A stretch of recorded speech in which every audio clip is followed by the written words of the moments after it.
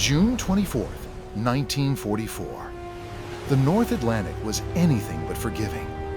Dark waves crashed endlessly beneath a sky filled with heavy clouds, while freezing winds swept across the Norwegian Sea. It was the kind of weather that could hide an enemy, or destroy anyone searching for one. High above those icy waters, a Royal Canadian Air Force Catalina Flying Boat moved steadily through the clouds. Its mission was simple on paper: find German submarines before they could attack Allied convoys carrying vital supplies to Europe. But everyone on board knew the truth. Every patrol could become a one-way mission. At the controls sat Flight Lieutenant David "Pop" Hornell. Although still a young pilot, his calm leadership had earned the trust of every man on the aircraft. Inside the Catalina, the atmosphere was quiet.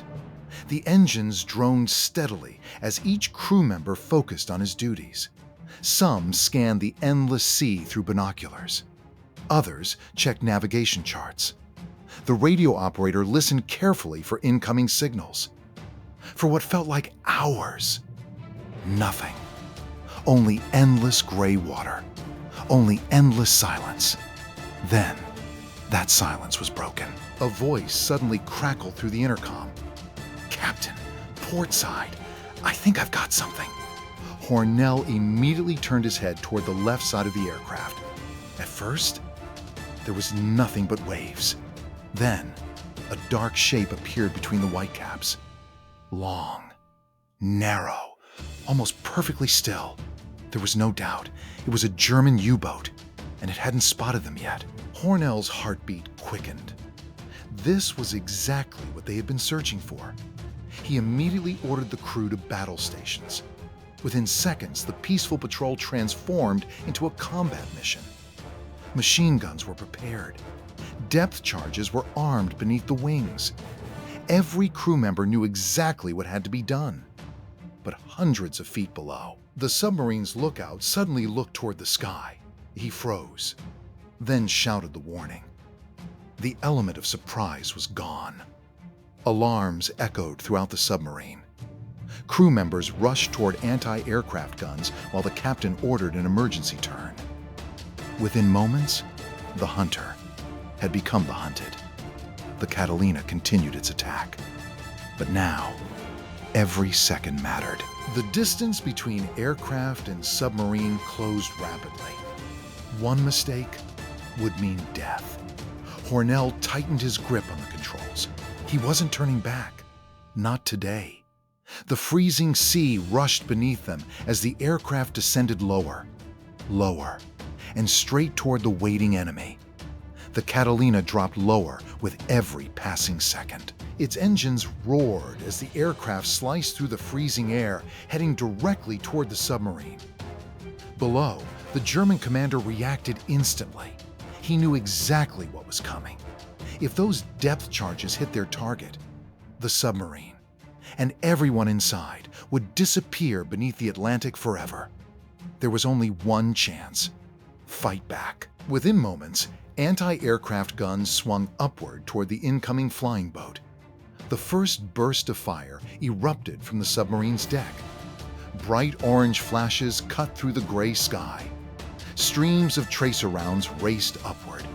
Hornell held his course. He refused to flinch. "Keep steady." The crew tightened their grips. Nobody spoke. Everyone understood that turning away now would waste their only opportunity. Then, the first shell struck. The Catalina shuddered violently. Metal screamed as fragments tore through the fuselage. Warning lights flickered across the cockpit. Another burst followed. This one was even closer. Shrapnel ripped into the aircraft's side, punching holes through its thin aluminum skin. Inside, pieces of metal flew across the cabin. The radio operator instinctively ducked. A sharp pain shot through his shoulder. He looked down. Blood slowly soaked into his uniform. But instead of calling for help, he reached for the radio. The base had to know where they were. Ignoring the pain, he adjusted the damaged transmitter and began sending their position. None of the crew realized that the antenna had already been destroyed. Every desperate message vanished into silence. No one was listening. Outside, the anti-aircraft fire became even heavier. The sky filled with black explosions. Each blast pushed the Catalina farther off balance. The aircraft trembled as another shell exploded near the right wing. Hornell fought the controls with both hands. The flying boat wanted to roll away from the attack. He forced it back. Almost there. The front gunner opened fire. Twin machine guns hammered toward the submarine's deck. Bullets ripped across the conning tower. Several enemy sailors dove for cover. For a brief moment, the return fire slowed. The crew sensed an opportunity. But it lasted only seconds. Fresh gun crews rushed into position. Once again, the sky exploded with tracer fire. Then came the hardest hit yet. A violent explosion rocked the right engine. The cockpit shook so hard that instruments jumped across the panel. Hornell glanced toward the wing. His heart sank. Bright orange flames burst from the engine. Smoke streamed behind the aircraft. The Catalina was now burning, yet it was still flying directly toward its target. There was no turning back now. The attack had reached the point of no return. Flames poured from the Catalina's starboard engine. A thick trail of black smoke stretched across the sky as the aircraft continued racing toward the submarine. Inside the cockpit, warning alarms screamed without pause. The second pilot reached for the emergency controls. "We've lost the engine!" With one quick movement, he shut it down. The propeller slowed, then stopped completely. For a brief second, everyone hoped the fire would die with it. It didn't. Fuel continued, leaking from the damaged wing. The flames only grew larger. The burning engine had become a giant torch hanging beside the aircraft. Despite everything, Hornell never looked away from the target. The submarine was trying desperately to escape. It zigzagged across the rough sea, throwing white waves behind it as its captain searched for any chance to survive. But Hornell anticipated every move. He banked gently, adjusted his heading, then lined up directly over the U-boat. Every member of the crew understood what this meant. There would be only one opportunity: miss, and the submarine would disappear beneath the ocean. Hit, and they might never survive the attack themselves. The distance closed rapidly. 500 yards, 400, 300. Enemy guns erupted once again. Tracer rounds flashed past both sides of the cockpit. Several bullets smashed through the fuselage. The Catalina shook violently. Metal panels rattled. Windows cracked. Yet Hornell never pulled away. His hands remained steady on the controls. He flew lower, even lower, until the submarine almost filled the entire windshield. Then, now! The release switch was pressed. 4 depth charges dropped cleanly from beneath the aircraft, one after another. They fell toward the dark sea below. For a brief heartbeat, everything became silent. Then, massive columns of water exploded around the submarine. The ocean erupted. Towering walls of white spray swallowed the vessel completely. The shockwave lifted the Catalina as it roared overhead. Behind them, the submarine vanished beneath the boiling water. Crew members looked through the side windows. The sea was covered with fuel, wreckage, and expanding waves. The target had been destroyed. They had done it. But celebration lasted only seconds. A violent jolt threw everyone forward. The burning engine shook violently against its damaged mounts. Bolts snapped loose. Pieces of metal tore away into the wind. The entire wing trembled. Hornell immediately understood the truth. The Catalina was dying. Even if the submarine had been defeated, there was almost no chance the aircraft would ever reach land. He took one slow breath, then calmly spoke into the intercom. "Prepare for an emergency landing." The cabin fell silent. Every man knew exactly what those words meant. They weren't going home. They were going into the freezing North Atlantic. The North Atlantic stretched endlessly beneath them. Towering waves crashed against one another as powerful winds swept across the freezing ocean. Hornell knew there wasn't a single runway within hundreds of miles. The sea was now their only chance. The damaged Catalina struggled to stay in the air. One engine was dead. The other was barely producing enough power to keep the heavy flying boat level. Every passing second, the aircraft lost more altitude. Inside the cabin, the crew prepared for what everyone feared. Life jackets were tightened. Emergency rafts were checked one final time. No one spoke. There was nothing left to say. The roaring wind outside drowned every other sound. Hornell lowered the aircraft toward the raging waves. He searched desperately for the perfect angle. Too steep, the aircraft would flip. Too shallow, the waves would tear it apart. The sea offered no forgiveness. Only one attempt. Only one chance. The altimeter continued falling.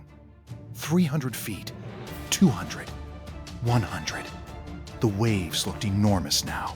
Walls of icy water rose beneath the cockpit. Hornell steadied the controls. His eyes never left the ocean. Brace for impact! Every man gripped whatever he could. The Catalina struck the first wave with tremendous force. The entire aircraft bounced violently back into the air. For one terrifying moment, it felt as if they had completely lost control. The aircraft slammed sideways. Loose equipment flew across the cabin. Another wave rushed toward them. Hornell reacted instantly. He fought the controls with every ounce of strength he had. The flying boat leveled just enough before crashing into the sea again. This time, it stayed down. Water exploded over the cockpit windows. The aircraft skidded across the rough ocean before finally grinding to a halt. For a heartbeat, everything became silent.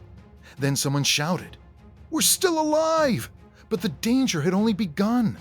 Smoke poured from the burning engine. Fuel spread rapidly across the water. At any second, the aircraft could explode. Hornell wasted no time. "Everybody out!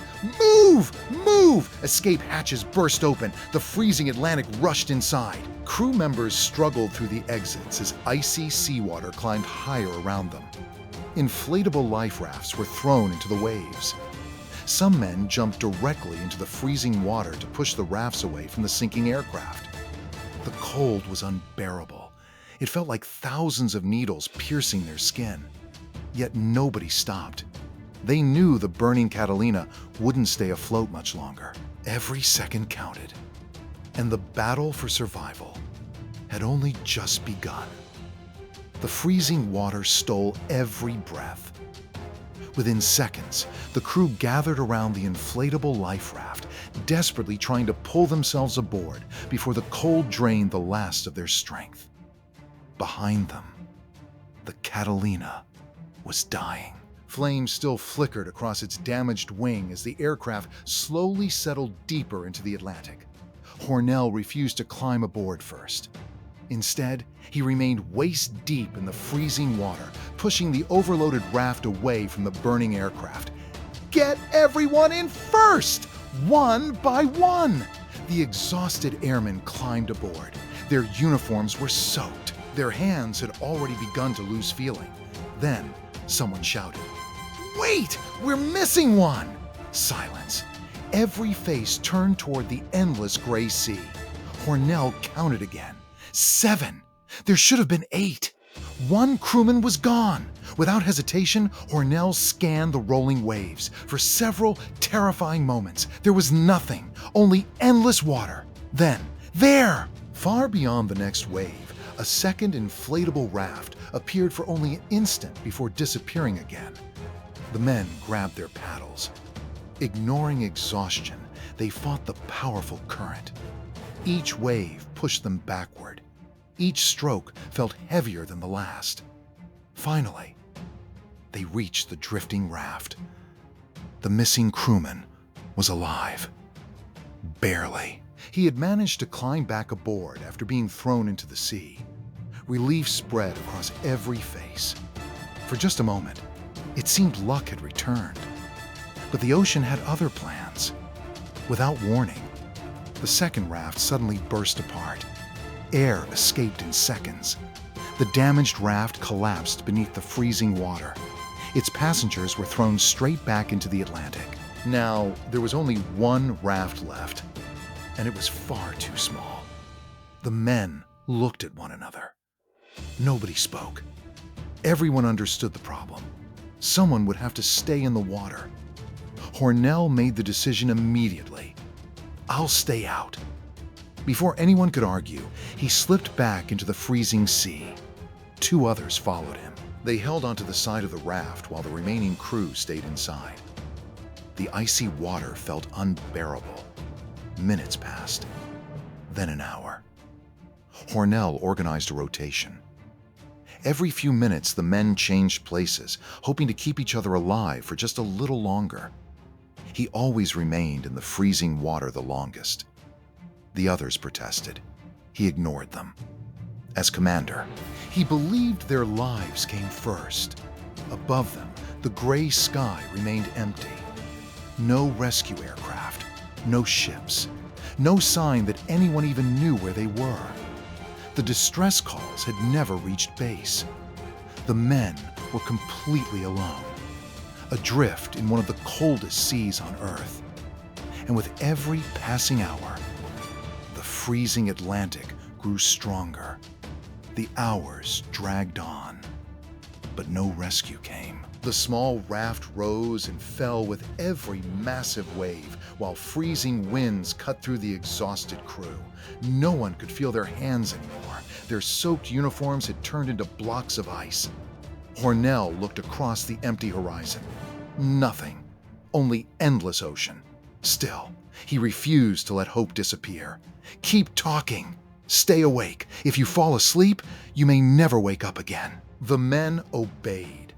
They shared stories from home. They spoke about families, friends, and the lives they hoped to return to. Anything to keep their minds awake. Then, one of the crew suddenly pointed toward the clouds. Aircraft! Every head turned. Far above them, another Catalina crossed the gray sky. Hope exploded across the raft. A flare gun was pulled from the emergency kit. The first flare shot high into the air. Its bright red light burned against the dark clouds, then slowly disappeared. The aircraft kept flying. It hadn't seen them. Another flare. Again. Nothing. Hornell refused to give up. One more. The final flare climbed into the sky. For several long seconds, nothing happened. Then, the aircraft slowly began turning. The crew couldn't believe it. They've seen us! Relief swept through the raft. The Catalina circled overhead, confirming their position before radioing for help. Hundreds of miles away, a rescue launch immediately left harbor and headed into the rough Atlantic. But it would still take hours to arrive. The nightmare wasn't over yet.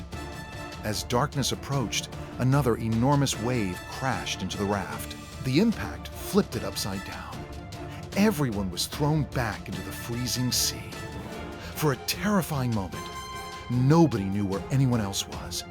Hornell fought his way to the surface. He grabbed the overturned raft, one by one. Voices answered through the darkness. Every surviving crew member was still alive. Together, with almost no strength left, they managed to turn the raft upright once again. It was one final victory against an ocean that refused to let them survive. But the freezing cold was beginning to win. One crew member stopped responding. Another drifted in and out of consciousness. Hornell himself could barely move. His vision blurred. His body had almost completely shut down. Yet somehow, he kept encouraging the others. He wasn't thinking about himself anymore, only about getting his crew home. Then, late on the horizon, a powerful searchlight pierced the darkness. Someone shouted, "A boat!" The rescue launch had finally arrived. After 21 endless hours, help had come.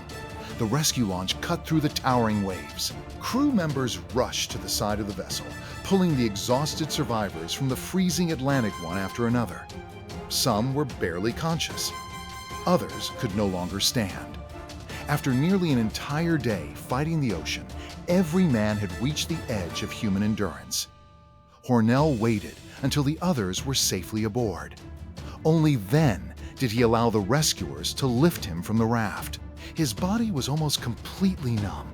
His lips had turned blue. His hands no longer responded. As he was laid onto the deck, he slowly turned his head. Around him, he watched his crew being wrapped in blankets and carried below for medical treatment.